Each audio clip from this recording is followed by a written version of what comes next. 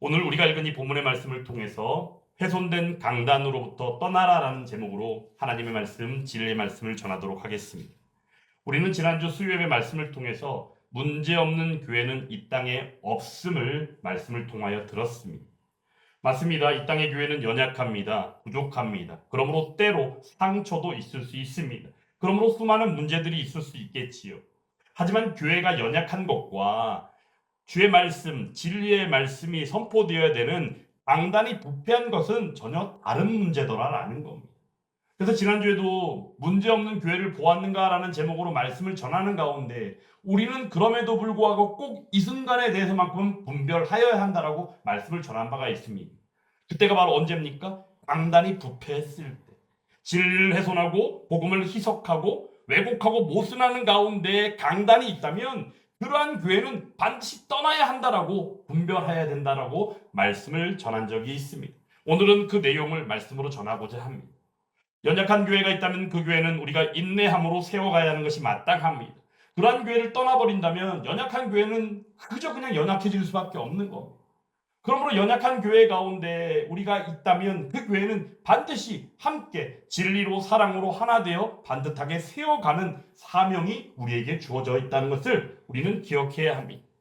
하지만 그럼에도 불구하고 복음이 변질되어진 교회가 있다면, 강단이 훼손되어진 교회가 있다면 그런 교회는 어떻게 해야 된다고요?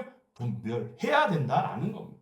분별한다는 의미는 바로 무엇입니까? 그러한가 아닌가에 대하여 알아야 합니다. 우리는 눈을 뜨고 귀를 열고 우리 심령을 열어 하나님의 말씀 진리 안에서 볼 수 있어야 한다라는 겁니다.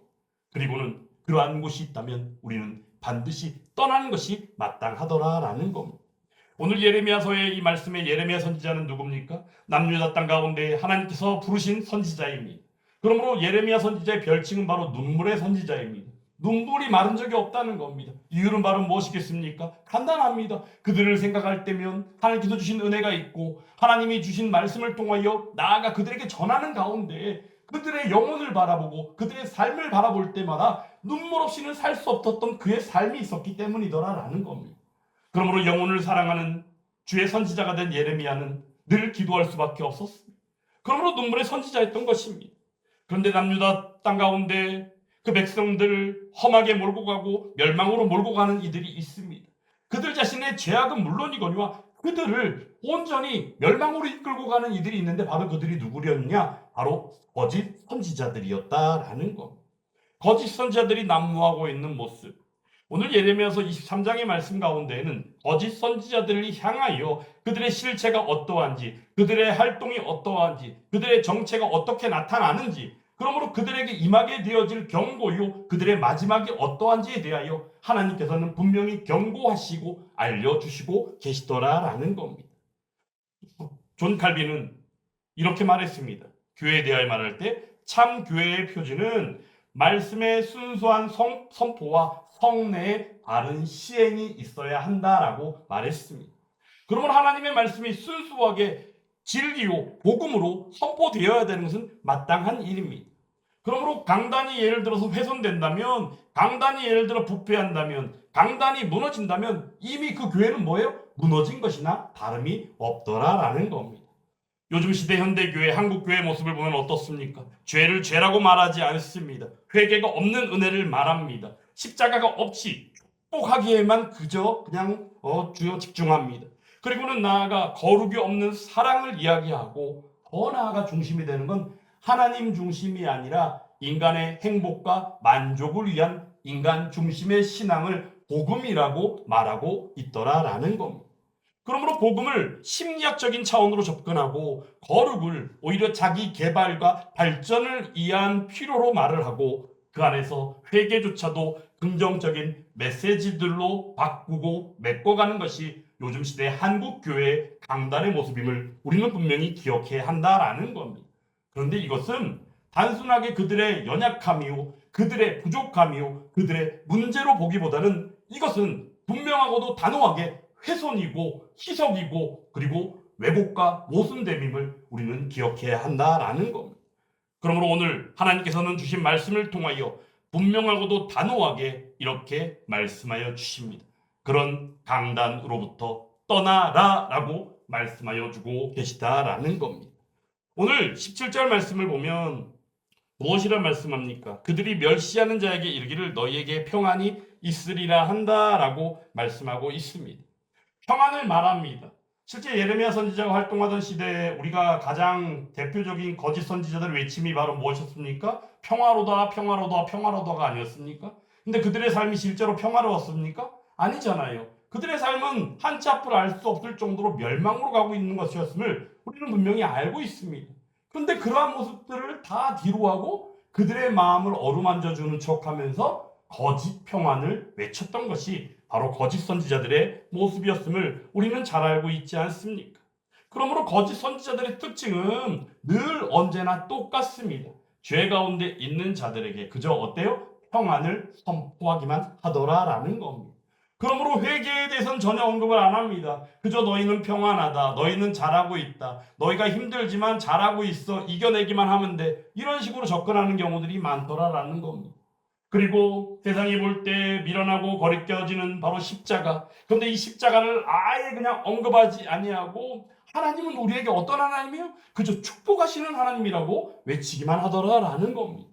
그리고는 하나님 나라조차도 우리가 회개하고 거듭남이 없어도 갈 수 있는 나라. 왜 하나님의 구원이 그러하니까? 하나님의 구원이 우리를 천국으로 인도하는 그 은혜다라는 측면으로만 이야기하다 보니까 결국에는 그런 식으로 사람들을 마취하고 있는 모습들이 있더라라는 겁니다. 이것은 복음입니까? 복음이 아니죠. 복음이라고 말할 수 없는 겁니다. 그런데 요즘 시대는 이러한 일들이 더 많다라는 겁니다. 교회에서 늘 말합니다. 다 괜찮다고 말합니다. 뭐가 그렇게 괜찮은데요? 우리가 보여지는 것 실상 너무나도 속상하고 안타까운 일들이 많은데도 교회 강단에서조차도 맨날 하는 얘기가 괜찮대요. 뭐가 그렇게 괜찮은데요? 그리고 하나님은 무조건 우리를 사랑하신대요. 그러므로 죄의 문제에 대해서 사람들이 듣기 싫어하니까 혐오해하니까 그런 말 하지 말라고 말한다는 겁니다. 그리고는 궁극적으로 하나님이 심판을 말하면 그 심판에 대해서만큼은 두렵고 듣기 싫어하기 때문에 사람들이 떠날 수밖에 없게 된다라고 말하며 목회자들조차도 그것을 할 것인가 아니면 그들의 마음을 아울 것인가 이 두 가지 고민 가운데에서 후자를 택하는 경우들이 요즘 교회들의 모습 가운데 더 많더라라는 겁니다. 그런데 예레미야 선지자는 이러한 세상을 향하여 거듭 외친 겁니다. 남유다 땅의 모습이 바로 그러했어요. 그러므로 그것은 거짓이다. 거짓 평안이다. 거짓 선지자들로부터 떠나라고 외치고 있는 것이에요. 오늘 예레미야서 6장에서 보면 14절의 말씀에는 이런 말씀이 있더라고요. 그들이 내 백성의 상처를 가볍게 여기면서 평강하다 평강하다 하나 평강이 없도다. 방금 전에 언급드렸던 이 내용이죠. 평화가 없는데 평강이 있대요. 근데 사람들은 어떠냐면 이게 마취를 당하면요. 없는데도 있는 것 같이 여겨진다는 거예요. 지난번에 보니까 어떤 이가 이런 얘기를 하는 거 들었어요. 정치에 대해서 언급을 하는데요. 정치에 대해서 이런 말을 하더라고요. 정치하는 사람들은요, 최소한 거짓말 정도는 그래도 할 줄 알아야 된다는 거예요. 여러분들 동의하십니까? 정치하는 사람이라면 그들이 갖춰야 될 덕목 중에 거짓말도 있어야 된다는 거예요. 근데 우리가 보는 현실은 진짜 그렇죠. 정치인들은 거짓말을 너무 밥 먹듯이 한다는 거예요. 방금 전에 해놓고도 안 했다고 해요. 증거 자료를 내놔도 그게 아니래요. 이런 얘기들 하는 거 얼마나 많이 듣습니까? 근데 우리가 생각하는 정치인들은 그러면 안 되는 거잖아요. 그렇죠? 정치라는 말의 의미는 뭡니까? 세상을 바르게 이롭게 한다는 게 정치예요. 근데 그들에게 그러한 사명이 주어진 것인데 그들은 그것을 그렇게 하는 것이 아니라 오히려 정치라는 것을 이용한다는 거죠. 무엇을 위하여? 자신의 야욕을, 자신의 탐욕을 위하여 그것을 이용하고 있다는 겁니다. 그래서 어떤 이가 나와가지고 정치인들은 최소한 갖춰야 될 덕목 중에 거짓말 정도는 할 줄 알아야 된대요. 근데 뒤에 말이 더 충격적입니다. 어떤 말을 하냐? 이런 말을 하는 거예요. 사람들은요, 거짓말을 들으면요, 처음엔 그게 거짓말이라고 생각하지만요, 한 번 듣고, 두 번 듣고, 세 번 듣고, 네 번 들으면 그때는 그게 거짓말이 아니라 사실인 것처럼 사람들이 인정한다는 거예요. 이게 바로 이들이 가지고 있는 논리예요. 그러면 요즘 시대 정치인들의 모습을 보면 어때요? 실제 있는 일인지 없는 일인지도 알지 못하는데 하는 말로 제보에 의하면 이러한 일들이 있다고 하는데 라고 말을 던진다는 거예요. 그럼 어떻게 돼요? 무심코 던진 돌 하나에 어떻게 돼요? 깨구리는 맞아 죽을 수 있다는 거예요. 근데 그들은 그러한 거에 대해 책임져요? 안 져요? 책임 안 지죠. 전혀 책임지려는 마음도 없죠. 결국엔 그러한 것들을 통하여 국민에게 알게 하기 위한 그런 자신들의 해야 될 일이라고 말은 하지만 실제로는 거기에 대한 전혀 책임은 지지 않으면서 그렇게 말을 던져놓고 오히려 생각지 않은 선의의 피해자들을 만드는 형국이 요즘 시대의 모습 가운데 있더라라는 겁니다. 실제적으로 남유다 백성들 가운데 거짓 선지자들의 모습이 실제 그러한 줄 압니다. 왜냐면 없는 거 평안데 근데 평안하다 평안하다. 근데 이 사실을 예레미야 선지자는 알린 겁니다. 평안이 아니다라고 말이죠. 상처가 앞에 있습니다. 상처가 앞에 있어요. 어떤 이가 병에 걸렸습니다. 그 사람이 걸린 병은요. 요즘에는 그래도 그것도 치유가 많이 된다고 하지만 암이라는 중병입니다. 근데 암이라는 중병에 걸렸는데 병원에 가서 의사에게 처방을 받는데 의사가 치료를 해주면서 암에 걸린 환자를 두고 예를 들어서요. 우리가 손가락이 좀 베서 이렇게 피가 났을 때 붙이는 데일밴드 같은 걸 하나를 쭉 붙여주면서 그 상처가 치유될 겁니다. 라고 말하면 그 사람은 의사라고 말할 수 있을까요? 결코 아니죠. 어찌 보면 요즘 시대 사기꾼들이 하는 일처럼 이 밴드는요. 만병통치약과 다름없는 밴드입니다. 기적을 낳는 밴드입니다. 암덩어리조차도 당신의 어깨에 이 밴드 하나만 붙여놓으면 그 암덩어리가 떨어져 나갑니다. 라고 말을 했다면 여러분들 믿으시겠습니까? 어떤 이들은 절박한 심정 가운데 있는 이들은 믿을 수도 있을 겁니다. 왜냐하면 붙이기만 하면 낫는다고 하니까요. 근데 그의 정체는 바로 뭐예요? 의사가 아니라 사기꾼이더라라는 겁니다. 죄는 우리를 죽이는 병입니다. 그런데도 해결을 말하지 않는 강단이 있다면 그 강단은 영혼을 죽이는 강단이 됨을 우리는 분명히 기억해야 한다라는 겁니다. 그러므로 죄를 책망하지 않는 교회가 있습니까? 그러므로 그 교회는 사랑이 많은 교회가 되는 것입니까? 아닙니다.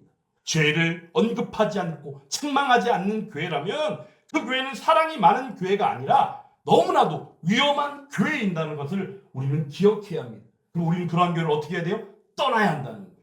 이게 바로 훼손된 강단으로부터 떠나야 되는 분별함이다라는 사실을 우리는 기억해야 합니다. 여러분들 찰스 스펄전 목사님 아실 겁니다. 영국의 목사님이죠. 자유주의가 영국 교회를 막 오염시키고 있을 때 그가 외친 한마디가 바로 이것이었습니다. 복음이 변질되는 곳에 머무르는 것은 진리를 배반하는 것이다라고 외쳤다는 거예요. 예수를 믿는 사람이라면 진리를 배반하는 것이 가능한 일이니까 진리를 배반하면 안 되죠. 진리를 배반하는 곳에 있다면 우리는 그리스도인이라고 말할 수 없을 것입니다. 그러므로 찰스 스펄전 목사님은 그때 그 당시 이 한마디를 통하여 인기를 추구한 것이 아니라 오직 예수 그리스도의 복음이요 진리 가운데 늘 거했었다는 것을 우리는 기억해야 합니다. 근데 그 이유는 바로 뭐예요? 그가 받은 은혜가 결국은 그가 전해야 될 은혜였기 때문이다라는 겁니다. 예수 그리스도께서 베푸시는 은혜는 우리가 동일하게 받은 줄 믿습니다. 내가 받은 은혜가 여러분들이 받은 은혜이며 또한 우리가 받은 은혜가 나아가 전해야 될 은혜인 줄 믿습니다. 이게 바로 찰스 스펄전 목사님이 가졌던 그 복음 전파의 의미였음을 우리는 기억해야 합니다. 그러므로 현대 교회, 한국 교회도 반드시 그렇게 해야만 합니다. 세상에서는 반드시라는 것이 어떻게 가능하냐라고 말하지만 우리는 복음 앞에서 진리 앞에서 반드시 그렇게 해야 될 줄 믿습니다. 그리고 두 번째로는 하나님의 말씀 대신에 자기의 꿈을 전하는 이들이 있는 강단이 있다면 그런 강단은 떠나야 합니다. 오늘 말씀 가운데 16절 말씀에도 그들은 자기 마음의 환상을 말할 뿐이라고 말하였고 21절에도 내가 보내지 아니하였어도 달려갔다라고 말합니다. 결국에는 복음 전파하는 이들의 중심은 바로 뭐예요? 하나님으로부터라는 게 중요하다라는 거예요. 하나님으로부터 받은 바 말씀, 하나님으로 인하여 우리의 삶이 나아가야 하는 것. 이것이 정말로 중요하더라라는 겁니다. 그런데 거짓 선지자들은 그렇게 하지 않습니다. 하나님 말씀보다도 자기 생각이 우선됩니다. 그리고 하나님께서 주신 말씀보다도 자기 아이디어가 우선시되어집니다. 그리고 하나님의 말씀인 계시보다도 그 당시에 유행하고 있는 사람들이 좋아할 만한 것들을 치중하여 그러한 것들에 민감하게 움직이고 그러한 것들을 활용하는 이들이었다라는 겁니다. 그리고 하나님의 말씀보다도 그 가운데 동기부여나 동기부여를 통하여 나타나는 결과 같은 것에 치중하는 모습이 있더라라는 겁니다. 오늘날 우리는 이러한 일들을 너무나도 많이 또한 보고 있습니다. 강단이 하나님의 말씀을 전하는 현장보다는 오히려 공연장이 되어버립니다.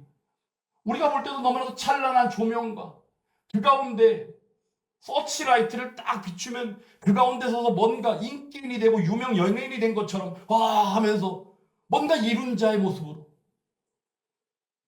저도 목회자지만 저는 한없이 부족하고 연약한 사람이지만 그럼에도 불구하고 중간에 중심의 마음의 한 구석에 제일 중요하게 생각하는 건 바로 무엇이냐? 하나님의 말씀 앞에, 하나님의 은혜 앞에 난 자도 없고 든 자도 없고 이룬 자도 없다는 게 저의 마음의 중심입니다. 그러면 여러분들도 그러한 마음을 분명히 가져야 된다는 거예요. 제자들조차도 어때요? 높아지려고 했을 때 하나님 되시는 예수님께서 무엇이라고 말씀하십니까? 우리가 너무나도 잘 알고 있는 이야기들 아닙니까? 하나님 말씀을 말씀으로 받을 때 그 말씀이 삶으로 마땅히 우리는 살아가야 된다는 거예요. 근데 말씀 따로 삶 따로 아유 말씀은 그러하지만 어떻게 우리가 그렇게 살 수 있어요? 우리는 사람인데. 이게 바로 요즘 우리의 모습이더라고요. 말씀이 그러면 하나님을 의지하고 성령 하나님의 역사 안에서 우리 마땅히 그렇게 살아야 되고 우리 삶인 거예요. 근데 거기에 왜 이유가 필요하고 변명이 필요하고 여러 가지 왜 우리는 그러합니까? 근데 요즘 우리는 혹시 자연스러워졌다는 겁니다. 그렇게 하면서 우리는 자기 방어를 하죠. 심리학에서 말할 때 우리가 가장 많이 듣는 용어 중에 보면 방어 기제라는 용어가 있어요. 방어 기제. 우리가 습관처럼 학습되어진 일들이 있으면 거기에는 항시 뭐가 발동이 돼요? 방어 기제가 발동이 되죠. 그래서 우리는 우리의 마음, 우리의 삶, 우리의 생각 여러 가지가 늘 방어하는 기준으로 해가지고 뭔가에 늘 조심스럽게 방어의 어떤 자세를 취하고 있더라라는 겁니다.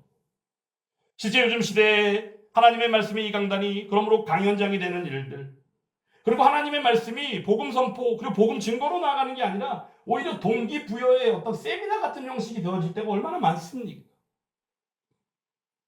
방금 전에 말씀드린 것처럼 목회자는 그저 겸손함으로 하나님의 말씀 진리만을 전해야 되는 것인데 오히려 인기인이 되어 있는 거예요. 유명인이 되어 있는 거예요. 와!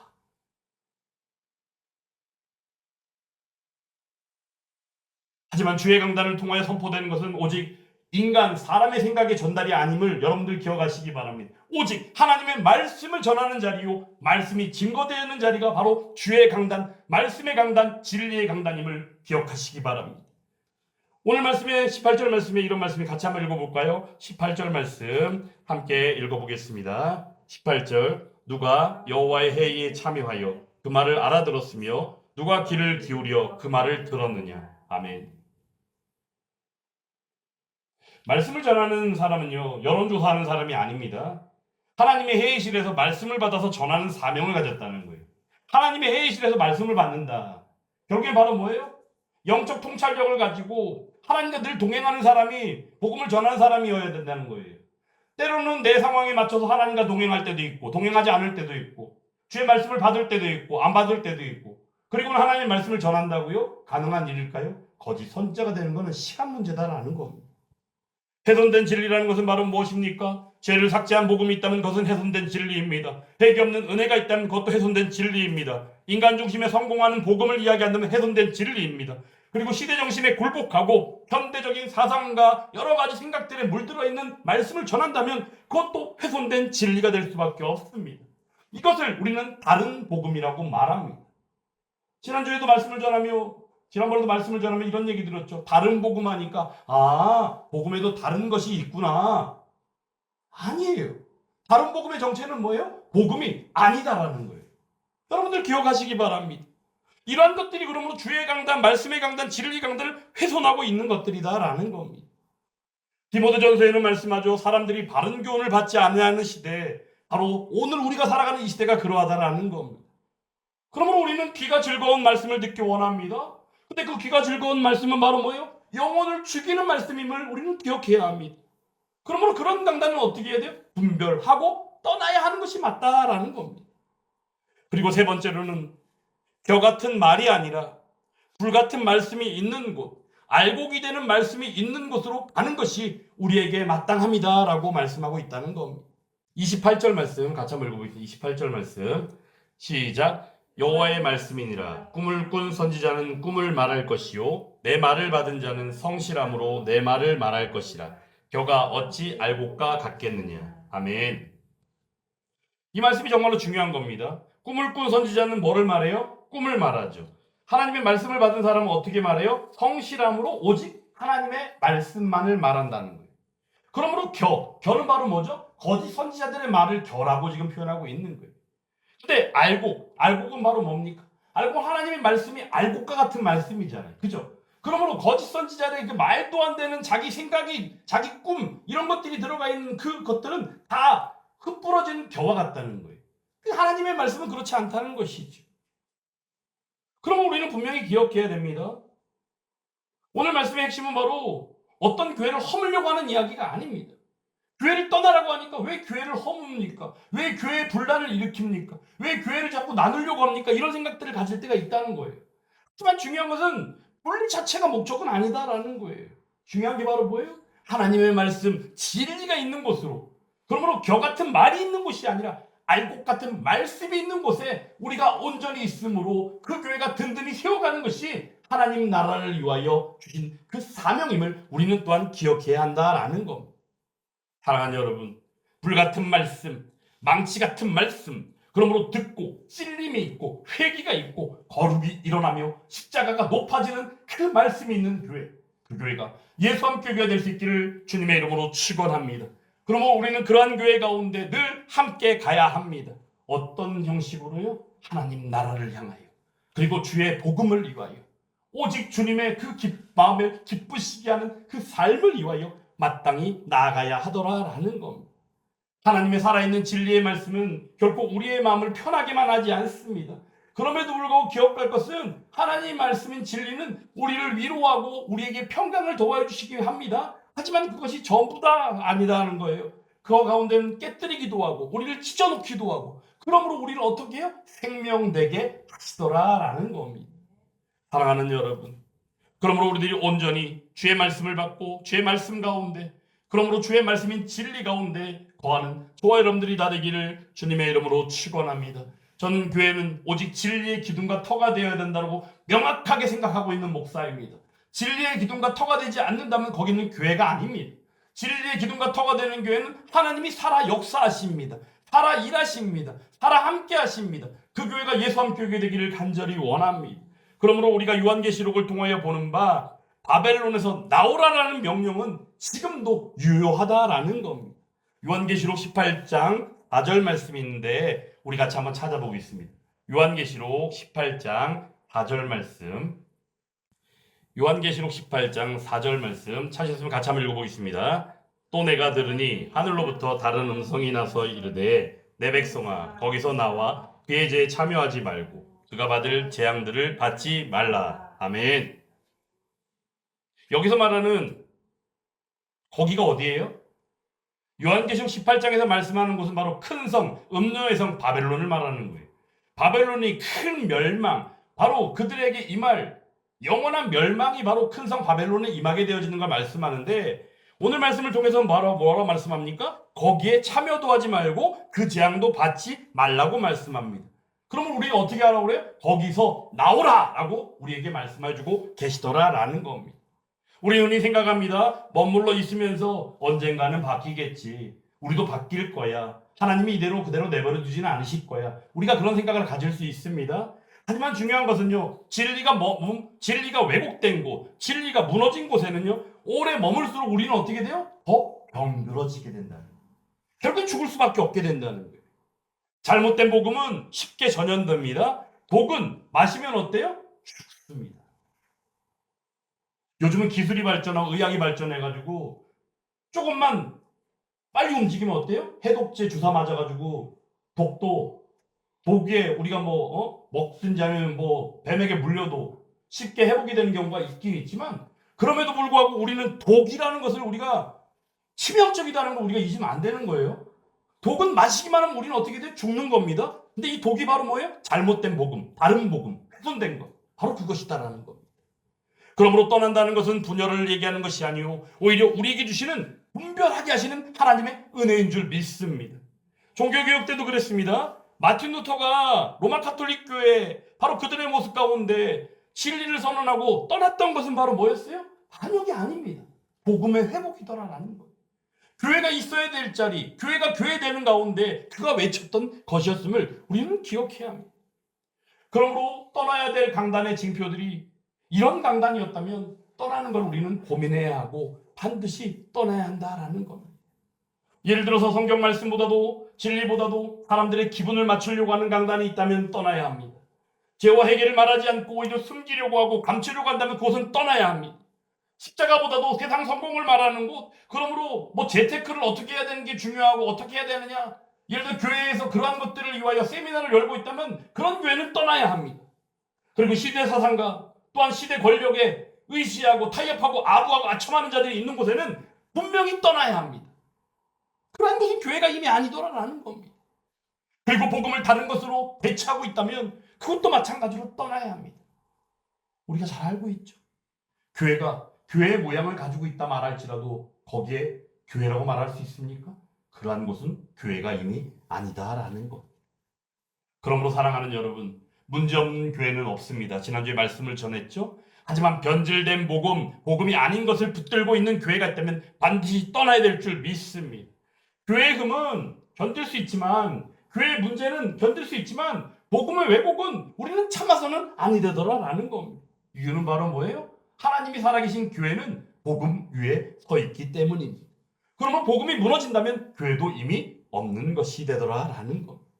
떠나야 할 때도 있습니다. 우리가 살면서 인생을 살면서 어디에 있다가도 떠나야 할 때가 있을 때가 있지 않습니까? 상처 때문에 떠나는 게 아닙니다. 진리 때문에 떠나는 것이 되고 기분이 상해서 떠나는 것이 아니라 복음 때문에 떠나는 것이 되더라라는 겁니다. 그리고 제일 중요한 거, 어느 누구 때문에 떠나는 것이 아니라 예수 그리스도 안에 있기 때문에 떠나야 될 때가 있다라는 겁니다. 오늘 우리는 질문할 수 있어야 합니다. 여러분들이 지금 앉아 계신 바로 이 자리는 교만한 곳입니까? 알곡이 되는 곳입니까? 불입니까? 죄입니까? 아니면 십자가입니까? 인간 행복과 만족입니까? 우리는 오직 진리를 추구하고 진리의 기둥과 터가 되는 교회가 되기를 간절히 원합니다. 그 교회 가운데 속한 성도가 바로 저와 여러분들이 되기를 간절히 원합니다. 말씀이 불처럼 타는 곳, 십자가가 높아지는 곳, 복음이 순전하고 완전한 곳으로 우리는 가야 합니다. 바로 거기가 어디예요? 생명의 자리, 생명이 살아나는 자리, 바로 교회인 줄 믿습니다. 그곳에서 순전하고 완전한, 그리고 단순하고 단호한 예수 그리스도의 복음으로 교회를 세우고 또한 그 사명을 감당하는 저와 여러분들이 다 될 수 있기를 주님의 이름으로 축원합니다.